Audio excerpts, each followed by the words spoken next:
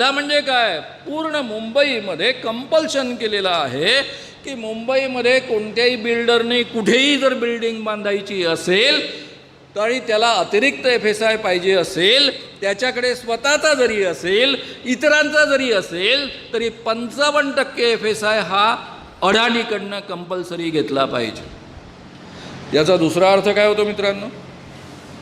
याचा दुसरा अर्थ असा होतो की अडाणी ठरवेल मुंबईच्या इमारतींच्या किंमती काय असतील ते। अख्खा देश अडाणीला विकून टाकलेला आहे।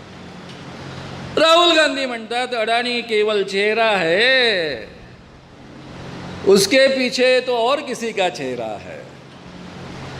त्यामुळे लोकांनी शब्द काढायला सुरुवात केली, मोदाणी, अडाणीला मोदाणी असं म्हणतात।